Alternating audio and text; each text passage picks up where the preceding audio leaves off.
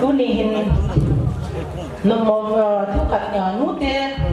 Delhi apa na hung ke hizit chun Delhi ki manca na ka ki manca dan nu le tu ni condition no hi lo wala til ho hi het nom di wo hizit chun til neu cha cha iza nom ding ho ka hin sei ding a hi thanom te ni ngai wi tin ama sapianin hi chi jang na dab na tu hin chak cha tu mix ka hin sei ka tin jang na dab na hi in het so keu hin ahin podo lawai le ahin boi pi ahin president nu pi ngai ne ki mahin chule pi ngai lun vice president nu a team ho hi I think se nin ahin la ke ma nu danin ai lawai le ke man ka experience ka ga kamu chun amani hin na sata in panala honin in le lo da na honin mun tina ba honin dethi azong honin all state jong si achun hanin chule Manipur sunga azong achun hanin amani tu ni amani panla la zala hi chanong su he ka ga ti no min na je chu pate ho ahi lova hi le ka asal te ho in mo ani sahi bin lang ke ho nu te ho tham khanong ki pa cha ji wing ka tin ku ki zo women forum a ko nin pi ngai nei kim le pi ngai lun til nyau cha kat ka pi no mo win amani stis la ngam do hanin tin chule ka noi ho ki zo team ka team ho in til pi to nyau cha yung nei pi ula tin kan ti ne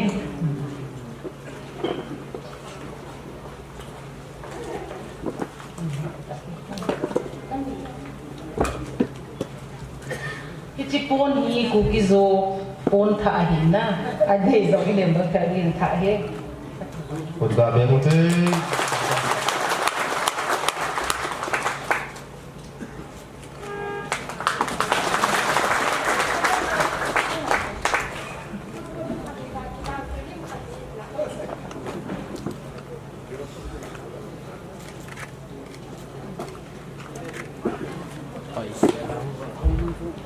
lung pha mo po hitin lam kai chi ki zong le lam kai zong hi ki pa chat tua hi le thau hat hi ji chun kan don he na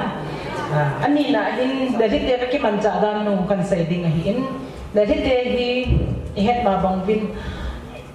mun da ngau ho zo se nei ki ne piu he ti ka heu vin na ke ho zong tu ni cha len kha se lo vin ka pang jing we ti na hon zong mu na mu na za de hi in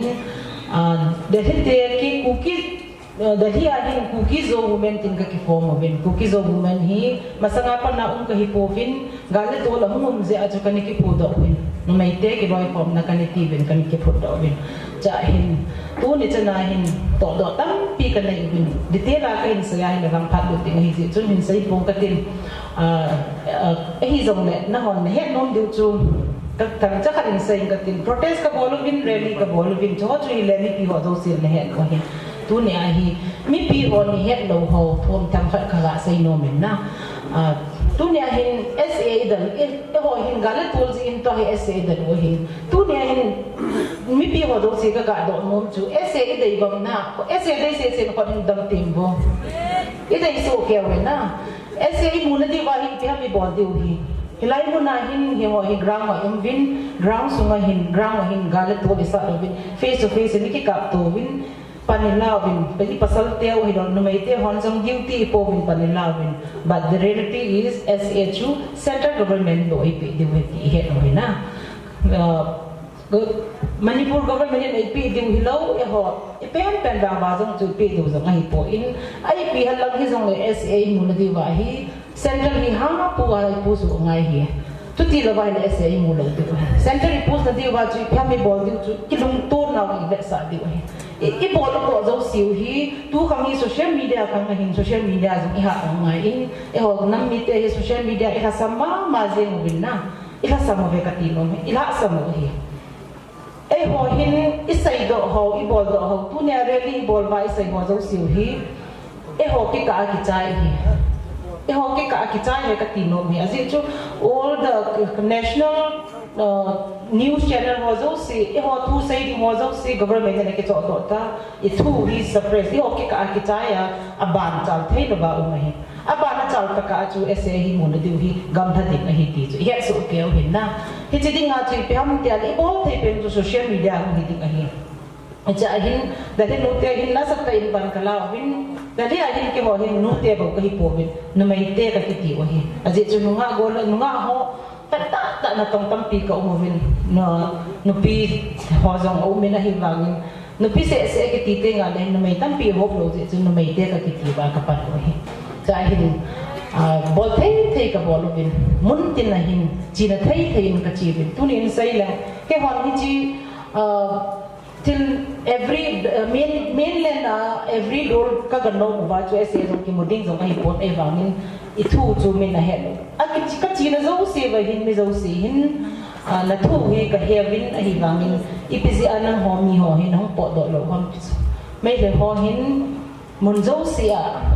data in evidence in an ki choivin each and every tables visit hong bolovin na ho ko ke ho hi pedinga na hong pot do lo hom ei tin chu ka chi na zo se ba na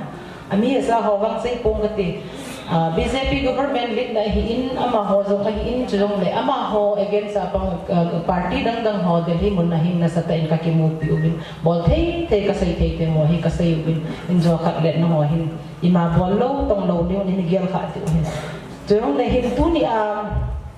ai ho bo se le ni sai ba hi asia ha sa ding a hi ji chun pau dang tho ho za dang tho ho gam dang on in support du pa hi tu vi a hin na chi ding ji a kun na sa ta in cha kun social media na ho hin cha in pan na la tu ni hin ik ka social media team ho ka media team ho hi ke zat te ho ke sa ta ka si ha na hi tu ni mi tam ka ai het na ho zo siu zo nge ka media team ho siu hi ai la mi pi ho ni support no po win na smartphone ki toy so ke win ai wangi na mo hon sun le zana ahin boy pi wa in gp ho hi like de ri po sang i bol mom ji po win hi chi ha sam now ni like the repost of who ang tama follower ang tama trending ang ting na kun mi ho kun hi chi hi pithu ham ti ai mi pi ho kun curious an pol je wa an he chi ai bang it ho zo i thau si in hi te ai ta si dia do ai mo lo bang zo thi se la es ye zo imang wa zo i mo lo du ha ka ti es ye hi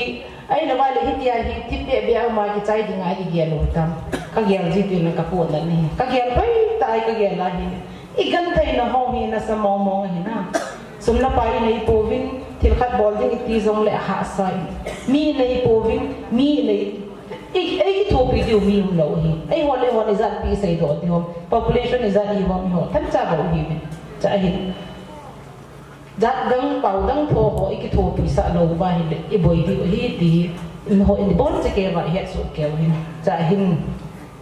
kung se ta in social media la mai ha pan jat mo hitin ke hon chinanga hin na sa ta in pan kalao bin da hite hin ka bol thei pe nu aje chuna ho zo si